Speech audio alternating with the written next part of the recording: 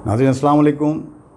उम्मीद है कि आप लोग अपनी फैमिली के साथ खैर खैरियत से होंगे, खुश खुर्रम होंगे। हम अपनी एक और वीडियो के साथ हाज़िर हैं और आज का हमारा टॉपिक जो है वो इम्पेरेटिव सेंटेंसेस हैं। यहाँ आप देख सकते हैं इम्पेरेटिव के पहले मैं आपको मीनिंग बता दूँ।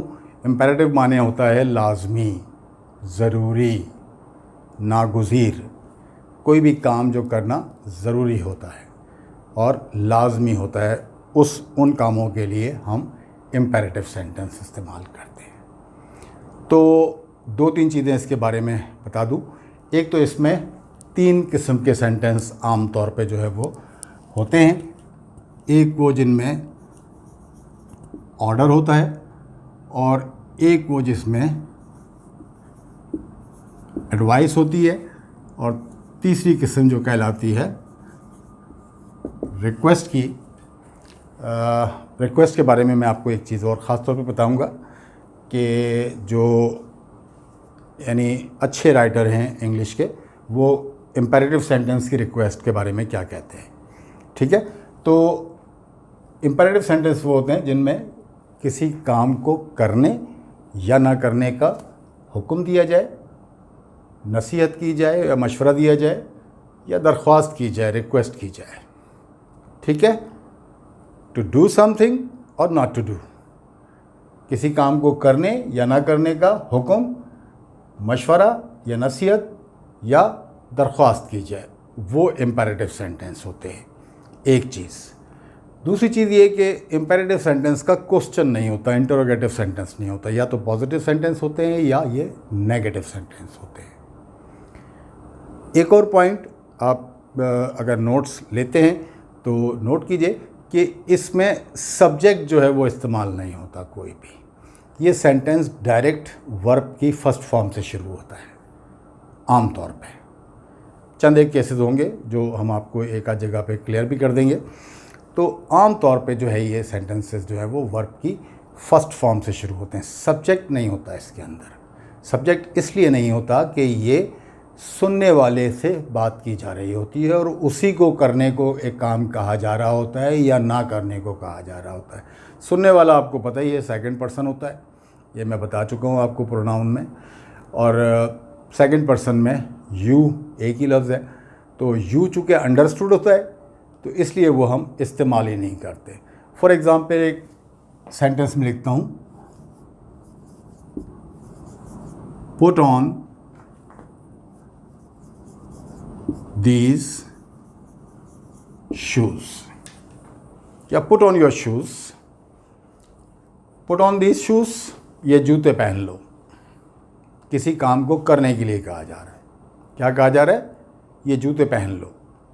अब देखा आपने कि put on फ्रेज है पूरा, तो वर्ब की फर्स्ट फॉर्म है put और on मिला करके ये फ्रेज बन गया है। put on माने पहनना कोई चीज़। these shoes, ये जूते पहन लो, या पुट ऑन योर शूज़, अपने जूते पहन लो। ठीक है, तो ये किसी काम को करने का एक तरह से हुक्म भी हो सकता है। और जैसे एक और sentence, come here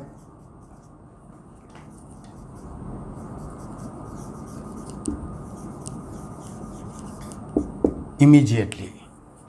come here immediately, यहाँ पर आओ फ़ौरन, फ़ौरन यहाँ पर आओ, हुक्म है ये। देखा आपने कि हमने वर्ब की फर्स्ट फॉर्म से सेंटेंस शुरू किया।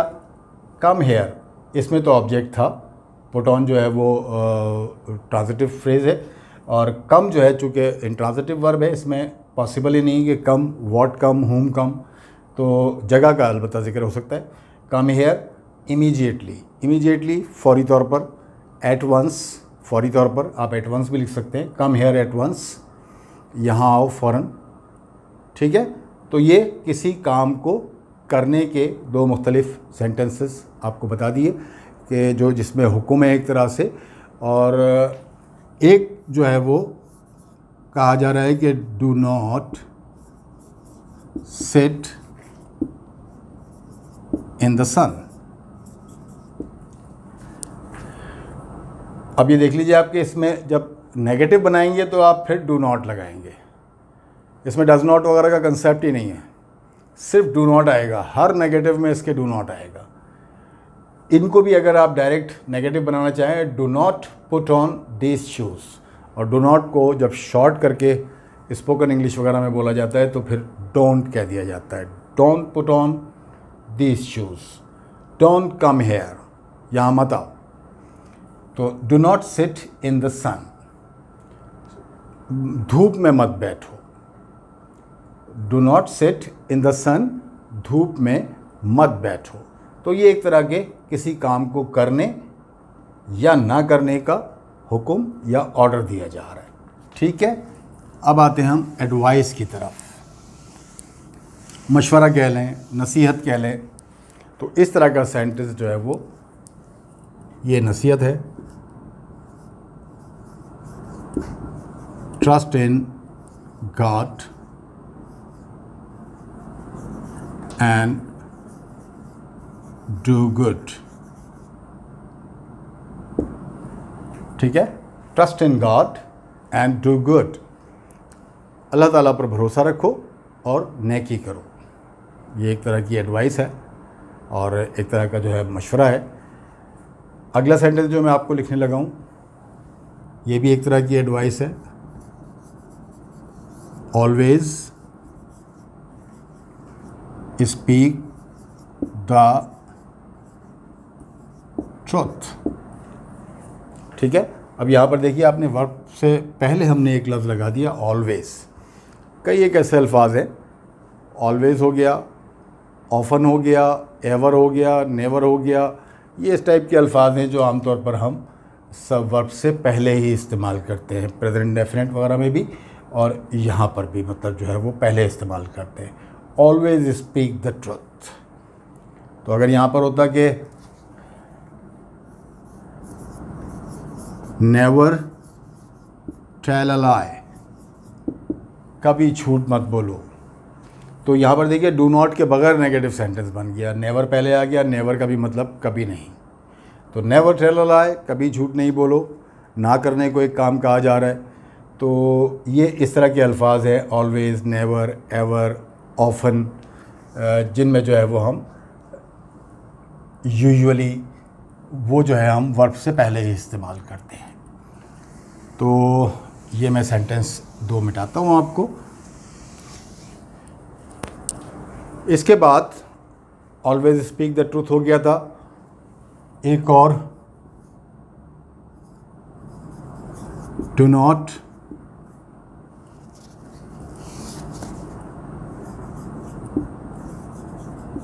Interfere in my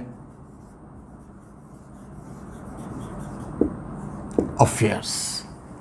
do not interfere in my affairs, मेरे मामलात में मुदाखलत ना करो। इंटरफेयर मुदाखलत करना, अफेयर्स मामलात, तो मेरे मामलात में या मेरे मसलों में जो है वो मुदाखलत मत करो। ठीक है, तो ये एडवाइस के भी 3-4 सेंटेंस आपको लिखा दिए हैं। अब हम आते हैं रिक्वेस्ट की तरफ। जो इंग्लिश के अच्छे राइटर हैं वो ये कहते हैं कि ये इम्पेरेटिव फॉर्म में जो भी रिक्वेस्ट होती है वो एक्चुअली रिक्वेस्ट नहीं होती। उनका ये ख्याल है कि रिक्वेस्ट जो इम्पेरेटिव फॉर्म में की जाती है ये एक तरह से पोलाइट ऑर्डर होता ऑर्डर है। पोलाइट होता है क्योंकि इसमें आप प्लीज़ का लफ्ज़ भी इस्तेमाल कर सकते हैं, काइंडली का लफ्ज़ भी इस्तेमाल कर सकते हैं। तो ये जो है वो पोलाइट किस्म का जो है वो ऑर्डर है। रिक्वेस्ट एक्चुअली क्या होती है?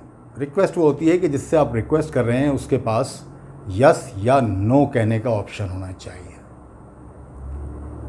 समझ रहे हैं मेरी बात?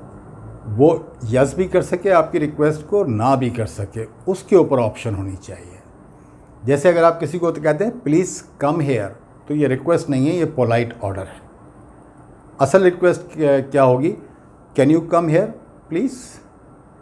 सो ये क्वेश्चनिंग वे में होती है। रिक्वेस्ट हमेशा क्वेश्चनिंग वे में होती है। और ज़्यादा पोलाइट होगी तो could you please come here, तो कैन से कुड में और पोलाइटनेस आ जाती है।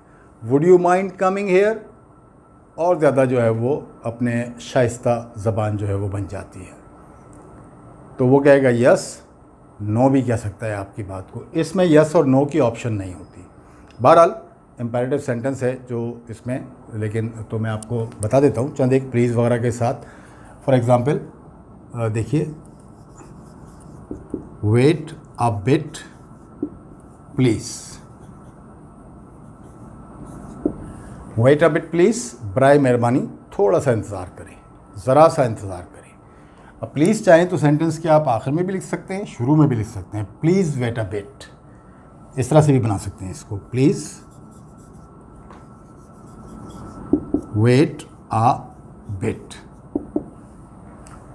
या किसी के साथ आप थोड़ा सा और हम्बल होना चाहते हैं तो kindly wait a bit, kindly wait a bit, और wait a bit kindly. Kindly फिर पहले ही लिखा जाए तो ज़्यादा अच्छा लगता है, अदरवाइज़ बाद में जो है ना काइंडली का लफ्ज़ आमतौर पर नहीं इस्तेमाल होता, उस पर फिर सेंटेंस पे जो है ना स्ट्रेस आ जाता है। देखिए, प्लीज़ या kindly forgive me, kindly forgive me, मेहरबानी करके मुझे माफ़ कर दीजिए, और या बराए मेहरबानी मुझे माफ़ कर दीजिए। प्लीज़ फॉरगिव मी, तो बराए मेहरबानी मुझे माफ़ कर दीजिए। काइंडली फॉरगिव मी, बराए करम मुझे माफ़ कर दीजिए, तो माफ़ी मांगने का तरीका है। तो ये रिक्वेस्ट प्लीज़ के साथ है।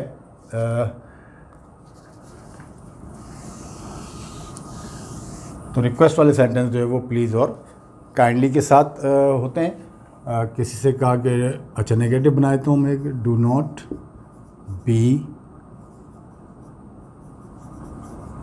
Formal please, do not be formal please. Do not be formal कहते हैं तकल्लुफ़ ना करें, बराए मेहरबानी तकल्लुफ़ ना करें। कोई मेहमान वगैरह आते हैं ना, तो उनको जो आप सर्व कर रहे होते हैं तो वो थोड़ा सा हिचकिचा रहे होते हैं, तो फिर लोगों को कहते हैं कि बराए मेहरबानी तकल्लुफ़ ना करें। ठीक है, तो do not be formal please, यहाँ पर वर्ब जो है सिर्फ बी है, फर्स्ट फॉर्म। डू नॉट से सेंटेंस नेगेटिव शुरू होता है, आपको बता चुका हूँ मैं पहले। एक सेंटेंस में आपको और लिख देता हूँ इसका। Kindly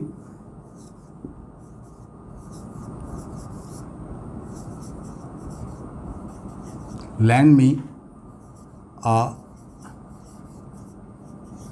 helping hand, kindly lend me a helping hand, बराह करम मेरा हाथ बटाइए, किसी भी काम में मेरा हाथ बटाइए, यानी मेरी मदद कीजिए, साथ में मुझे जो है वो मिलकर मेरे साथ वो काम करें। तो kindly land me a helping hand, बराह करम मेरा हाथ बटाइए और या मेरी मदद कीजिए इस काम में। तो ये जो है वो this is all about imperative sentences. So simple, जितना आप पढ़ चुके हैं अब तक, उससे पहले जो वीडियोस अपलोड हो चुकी हैं, तो उसको देखते हुए ये बहुत सिंपल है, और ये उम्मीद है कि आपकी समझ में आ गया होगा। तो इंशाल्लाह आपसे अगली वीडियो में मुलाकात होगी। तो अपना और अपने आसपास के लोगों का ख्याल रखिएगा। अगली वीडियो तक के लिए आप सबसे इजाज़त चाहते हैं। अल्लाह हाफ़िज़।